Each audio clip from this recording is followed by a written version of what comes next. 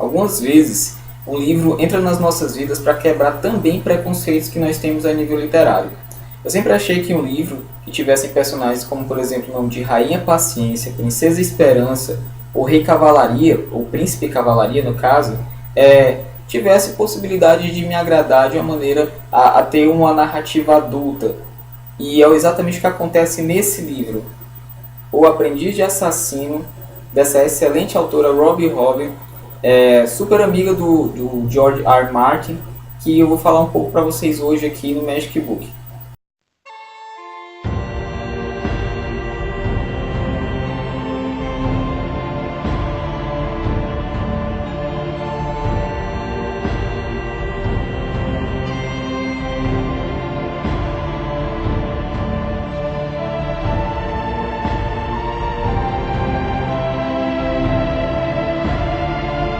O Aprendiz de Assassino, o primeiro livro da saga do Assassino, conta a história do Fitz.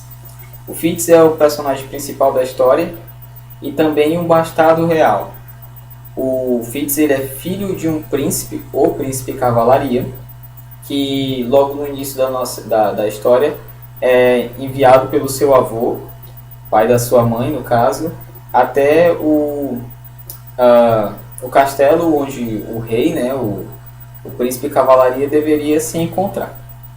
Em dado momento, de início, o príncipe Cavalaria não se encontra e o Fitz é enviado aos cuidados do criador dos animais, mas também o braço direito e homem de segurança do Cavalaria, que seria o outro personagem muito importante para a história, que seria o Bronco. O Bronco ele é o melhor, não sei se ele é o melhor amigo, mas com certeza ele é o personagem mais leal ao pai do Fitz, que seria o Príncipe Cavalaria. O Príncipe Cavalaria, ele é o príncipe herdeiro do trono do rei Sagaz, que tem 3 filhos. O primeiro, mais velho, Cavalaria, seria, no caso, considerado por todos o filho perfeito e aquele que está mais próximo de se tornar o rei que todos querem. O segundo rei, o segundo príncipe, no caso, seria o príncipe Veracidade. O quase irmão gêmeo, eles nascem com um pouco de diferença de idade de um para o outro. E esse seria equivalente, por exemplo, ao irmão do Tywin Lannister, né? o Kevin Lannister, que é aquele cara que ele é muito inteligente, ele é muito capaz, não deixa em nada com relação à incapacidade ao irmão mais velho, mas nasceu para ser a sombra do rei, né? E não o herdeiro. O Veracidade também, além de ser um personagem que ele representa muito o nome dele, isso é interessante na história, cada personagem vai representar aquilo que seu nome dá, pelo menos aparentemente, né? Ou seja, o Bronco é meio bronco, o Veracidade é um cara honesto, Cavalaria, não sei o que é, na verdade ele é tipo um cavaleiro, alguma coisa assim do tipo. E existe um terceiro irmão, e esse é o probleminha da história, né? Que é o Majestoso. O Majestoso, apesar de ter esse nome, é o terceiro da linha de sucessão, e o Caçula. E além de ser o Caçula, ele é filho da segunda rainha do rei Sagaz, ou seja, ele é só meio irmão dos 2 irmãos mais velhos. E logo de início da história, sem segredos, sem delongas, fica muito claro que o Majestoso quer se tornar rei. Assim, ele foi instruído pela mãe dele, a Rainha Esperança, a ser, no caso, o rei por direito. Por quê? A primeira mulher do rei Sagaz, que é a mãe, do caso, do Cavalaria e do Veracidade, seria uma mulher de baixo nascimento, né? A família dela não era uma família tão importante quanto a família da mãe do Majestoso. E ela sempre encurtiu, sempre colocou dentro da mente do garotinho, né, do filho dela, que ele que na verdade deveria ser o rei, pois ele tinha um nascimento muito mais alto do que os irmãos. O menino cresce com essa ideia, e quando o filho bastardo do príncipe herdeiro surge, causa-se ainda mais um frisson dentro da corte, e principalmente da rainha com o seu filho. Se aceito pelo povo e aceito pelo próprio príncipe e pelo rei, o seu bastardo deixa de, principalmente ele tira da linha de sucessão Já de cara, os dois irmãos mais novos do príncipe Cavalaria. Pelo direito do sangue, vem sempre o rei, o seu filho primogênito e o filho primogênito dele e subsequentemente, obviamente. Ah, e obviamente não há interesse do Cavalaria ou mesmo do Sagaz colocar um filho bastardo, até porque o Cavalaria já é casado com a outra princesa. E esse filho bastardo vem muito mais como uma desonra, como uma visão de, de quebra dos conceitos monárquicos, né, da realeza, do que uma coisa bem-vinda. Apesar de que logo você vai notar que o Fitz ele não é maltratado, assim, ele não é tratado como se fosse um lixo. Isso vai ser muito interessante também ao longo da história, você perceber como é que os bastardos eram colocados dentro desse contexto, e é muito importante o quanto eles são importantes dentro desses contextos medievais. Lendo esse livro, você vai inclusive entender um pouco do universo e do mundo onde outros personagens que são tão queridos por nós, como por exemplo o Jon Snow, vivia dentro desse contexto, por exemplo, das histórias do Crônicas do Gelo e Fogo. Para quem principalmente não leu o livro, só viu a série, isso é pouco abordado, né, dentro da série. E esse livro ele tem uma abordagem mais ampla, na verdade o livro inteiro fala sobre isso, de como é a vida de um bastardo real. Continuando ainda com o contexto da história.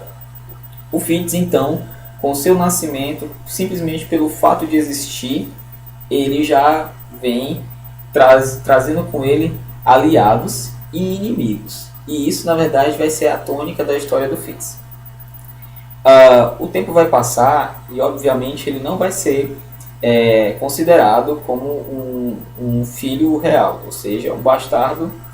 E, principalmente nos contextos mais antigos, a palavra bastardo tinha um peso e uma denotação, né, um conceito muito negativo, né? E de tal maneira, e isso pega tão mal para o pai do Fitz, que era um homem extremamente honrado e principalmente respeitado e amado pelo povo, de que ele fica tão envergonhado com o fato de ter um filho bastardo que ele decide renunciar ao direito dele ao trono. Então, o príncipe Cavalaria, pai do Fitz, ao renunciar ao trono, deixa automaticamente seu segundo irmão mais novo, Veracidade, como então o príncipe herdeiro do trono e o futuro rei. E também, por consequência, deixa o seu irmãozinho lá, o mais novo, aquele que a mamãe criou para ser, na verdade, o novo rei, inclusive colocando o nome de majestoso justamente com essa intenção, muito mais próximo, né, subindo o degrau na escala próxima ao trono. Isso já é o contexto e também os ingredientes para uma história que vai render bastante e vai deixar você extremamente envolvido. O Fitz, ele, além de ser um bastardo real, além de ser um bastardo de um filho direto do trono e estar dentro desse contexto, ele logo vai descobrir que ele tem uma habilidade, a manha. É um nome muito feio para uma magia chamada manha, né? Parecendo que o cara é meio malandro e tudo mais, mas não tem nada a ver com isso. A manha é a habilidade que o Fitz ou qualquer outra pessoa que tem essa habilidade tem de se comunicar, de falar mentalmente e principalmente de sentir a sensação dos outros animais. Esse poder é tido como uma maldição, mas mais do que a maldição, ela é considerada uma coisa demoníaca, que os homens, com o tempo, ao se ligar muito com os animais, eles acabam se tornando também animais e acabam se tornando assassinos, vis, cruéis e frios. E isso é considerado a maior abominação que um homem pode possuir na vida. Sendo assim, logo quando o Fitz é descoberto pelo Bronco que ele tem essa habilidade, ele é proibido de usar essa habilidade. Porém, dentro de um mundo onde você não tem amigos, os seus parentes, as pessoas mais próximas que você, não o consideram como um igual. Não o tratam mal, mas também não querem a proximidade de você. E você não ter amigos assim próximos, inevitavelmente o menino que cuida, no caso dos animais do rei, acaba sim se conectando a eles. E esse vai ser também um dos grandes dramas do Fitz. Até que em um determinado momento, quando ele tem mais ou menos em torno... A história começa quando ele tem uns 4, 5 anos. Quando ele chega por volta dos 8, 9 anos, pela primeira vez ele na cozinha, em um determinado momento, o rei Sagaz o vê pela primeira vez. Ao ver o filho, ao ver o neto no caso, o filho dele, que é o majestoso, que é o problemático, o mais novinho, que é o também o ambicioso, que quer se tornar rei, fala para o pai, no caso o pai dele, o rei, o avô do Fitz, que afinal de contas, para que eles precisam daquele bastardo que sujou a imagem da família real? E então o rei Sagaz, assim como o nome que ele possui, vai dar uma explicação muito interessante sobre o porquê de manter um bastardo dentro da família real. Imagine então que existem momentos em que alguém de confiança da família real, alguém próximo na verdade ao laço de sangue, tenha que viajar uma viagem perigosa, por exemplo, para fazer uma aliança com um reino que é hostil. Ao invés de você levar um príncipe, então, você pode levar um bastardo, que ainda é sangue real, apesar de não ter, no caso, os títulos e o direito de nascença. Uma troca também, uma troca necessária, seja, por exemplo, por reféns. Você também pode utilizar alguém que tem um sangue real, determinado, obviamente, um determinado nível, mas é sempre uma moeda de troca valorosa. Como sacrifício também, obviamente, seria utilizável, mas principalmente quando você cuida bem de um bastardo, quando você dá a ele privilégios, esse bastardo ele vai crescer com, pelo menos na visão do rei Sagaz, com um sentimento de gratidão àqueles que são, no caso, a sua família e os seus soberanos. Então, numa determinada noite, em que o Fitz ele muda, no caso dos estábulos onde ele dormia, para um quarto próprio na torre do rei, onde ele ganha, no caso, roupas novas e ganha um broche e se torna um membro da corte do rei de fato. Numa determinada noite, uma porta secreta se abre do seu quarto e então um homem misterioso chamado Breu o chama até uma outra sala e lá começa o treinamento e vai informar que a sua forma de ser útil ao rei é se tornando o assassino do rei.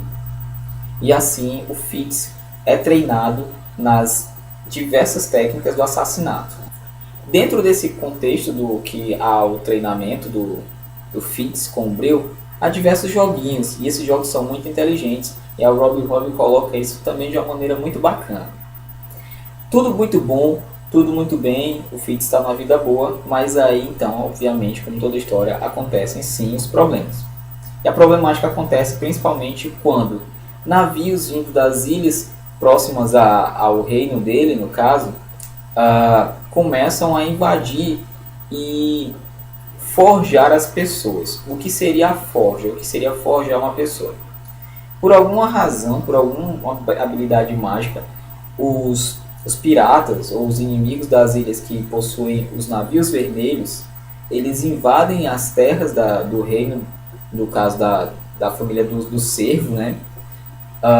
Os visionários, que é como eles são chamados, e as pequenas cidades costeiras, né, os pequenos portos são invadidos, o gado é morto, a colheita é queimada e as pessoas são controladas num tipo de hipnose em que elas perdem a capacidade delas subjetiva, ou seja, eles não conseguem mais ver no outro qualquer tipo de sentimento, assim, eles perdem a sua capacidade de ser praticamente seres humanos. Então eles começam a matar uns aos outros, roubar, mesmo que seja familiar, mesmo que seja o pai com a filha, um marido com a esposa, não importa. Quem for forjado se torna um zumbi inteligente, basicamente isso. Eles vivem para comer e eles se tornam bandidos psicopatas, basicamente isso. São pessoas que ainda são capazes de pensar, de agir, de raciocinar.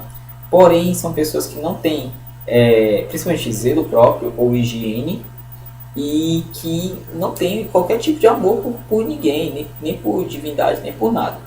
O livro, ele vai abordar a história de um personagem que não consegue, ou na verdade não tem possibilidade ao longo da sua vida de se aproximar de ninguém. Ninguém está lá realmente para amá-lo. O pai nunca o viu, a mãe o abandona, o avô deixou ele lá nas portas do castelo. Os avós paternos, que são no caso o, o rei, não tem nenhum interesse também nele, a não ser que ele seja um assassino, como todo bastardo, e isso é uma questão de lógica e também de contexto. Ele é sim odiado por aquelas pessoas que são da elite.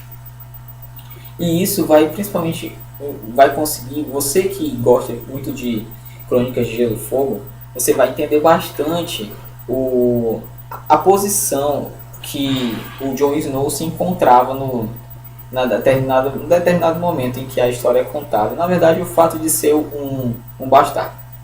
Algumas vezes na série, principalmente no livro, você fica muito claro o desapreço, assim, né? Quase o ódio da Catelyn Stark, né? Pelo Jon Snow. Um bastardo, ele é sempre visto como um tipo de desonra dado pela família real. O ódio e a rejeição que as pessoas têm por esses bastardos fica muito marcado na personalidade deles. Assim como o Jon Snow, o Fitz, ele é um personagem que ele procura o seu lugar. E apesar de estar num lugar que ele tem uns privilégios, o que ele mais sonha, na verdade, é fugir dali para um lugar mais distante possível, onde ele possa ser simplesmente ele. Principalmente porque Fitz significa bastardo na língua mais antiga.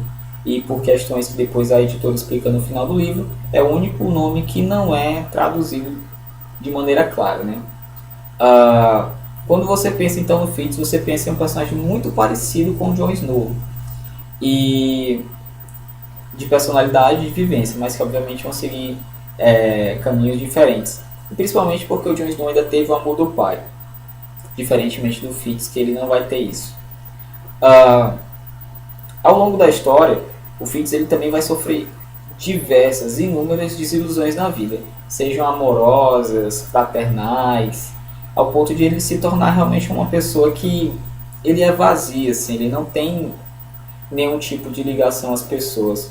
E essa é uma história, isso é muito bonito e muito bacana de ver que a Robbie faz, sem ser piegas, sem ser algo apelativo. Ela simplesmente coloca isso, aborda isso, e você fica, na verdade, torcendo para que em algum momento o Fitz encontre o caminho dele. Esse livro me cativou e me comoveu bastante. É uma história muito bonita, muito tocante mesmo, sobre um personagem que tenta encontrar o seu caminho no mundo. A Robbie escreve divinamente bem, ela é muito inteligente.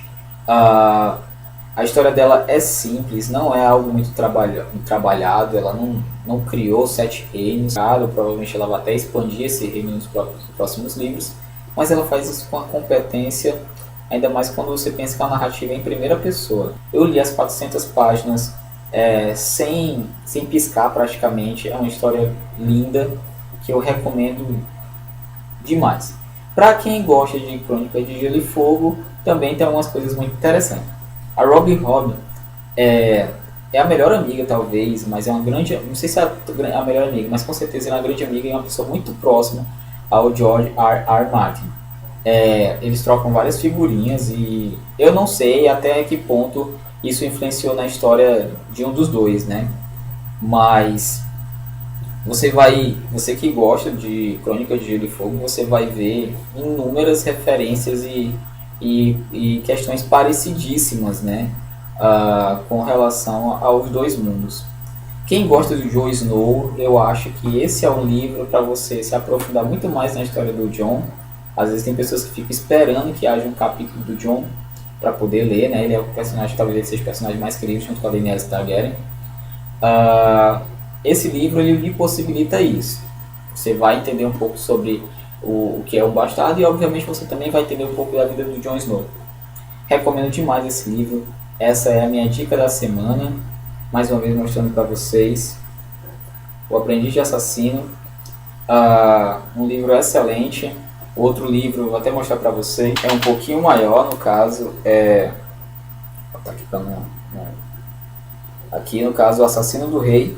Você vai ver que a Robin Hobb ela deu uma evoluída também no tamanho do livro que ela escreveu, né? Você vai ver que a diferença do 1, que é esse aqui, para o 2 é praticamente o dobro, né? O que é ótimo, né? Imagina o terceiro, como é que não vai vir. Recomendadíssimo, não tem como você errar, esse livro é bom mesmo. Agradeço a atenção de vocês, um grande abraço. Mais uma vez a gente faz aquele velho pedido de que vocês curtam e favoritem e também compartilhem com os amigos, com as pessoas que gostam. Um grande abraço para todo mundo que vem me ajudando, que vem compartilhando os vídeos e, enfim, que vem entrando em contato comigo. Mais uma vez um grande abraço e até a próxima, pessoal.